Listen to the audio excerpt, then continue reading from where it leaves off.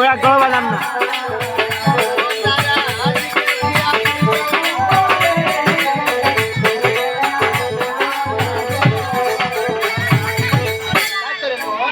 আমার দরজা যে ফকির এসেছে বোধহয় আল্লাহর আলী ফকির হবে। আমি একবার পায়ে হাত দিয়ে সালাম করি।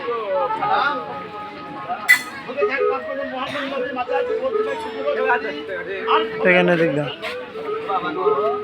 আমি যে রাজার বাড়িতে কাজ কাম করি বাবা। ছোট ভাই। আমি যে রাজার বাড়িতে আমি কাজ কাম করি বাবা। আমি কাজ কাম করে এনে যা দেয় বাবার খেতে ফুরিয়ে যায় বাবা গো। আমার কোনো দেরি মতো বাবা। বুঝতে পারছি মা। তুমি যে বাচ্চার বাড়ি কাজ করো কখনো তোমার হাত দেরি হবে কেন বাবা গো? আরে হাড়ি রান্না হাড়ি সবাই কোথায় সবাই বউ আর সকাল লোক দেখতে হাত তুলে কি বলছো বাবা? হ্যালো বলো বলো। ওই বাচ্চা হাত তুলে আমাদের মুখ দেখলে আমার আমার দেরি মতো কেমন করে হবে বলো তো বাবা? বাবা যাবে হ্যাঁ বাবা সবাই গোসল করে হান্নাত করে তারপরে ঠিক আছে বাবা। ঠিক আছে বাবা তাই বাবা সকালে আমি উঠবো। তাই তো রে মন বুঝাই কোনো সাধারণ ফকির হবে না, আল্লাহর ফকির হবে। আমি সকালবেলা উঠবো, উঠে আমি ওযু করবো, দুর্গা শুকর নামাজ পড়বো, তারপরে যাবে আমি ওই বাদশার বাড়ি।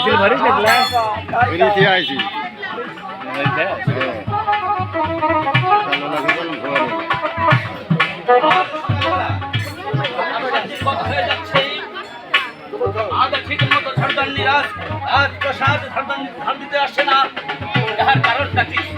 একবার দেখছি বাড়ির ওদেরকে ডেকে দেখি ঝাড়ু দামি কি খবর, ঝাড়ু দিতে আরো আসছে কোথায় উজির সাহেব?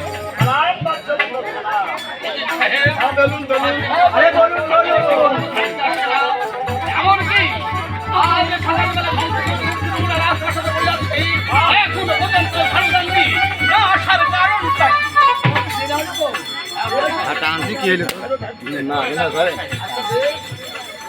কোথায় ঝাড়ু দাননি?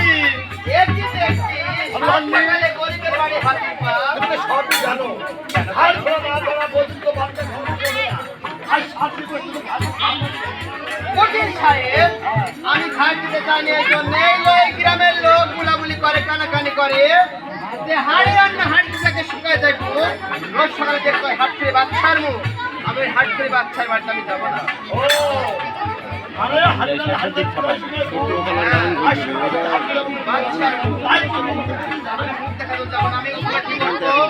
আমি করে দুই কাজ করে নামাজ পড়বো আর তবে চাল পানি করে যাবো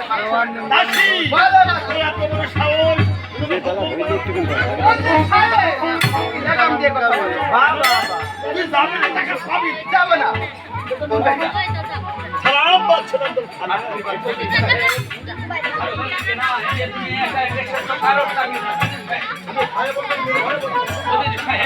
আজ আমি তোমাকে নির্ভয় দিলাম ঝাড়ু দামি না আসার কারণটা কি? তুমি মেয়ে ভয়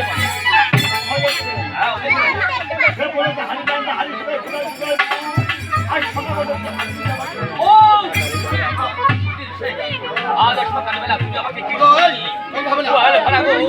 মাঠ ভরা ফসল পুকুর ভরা মাছ রাজ্যের তো উপজেলা তবু তবে এত ভাব কষ্ট কারণ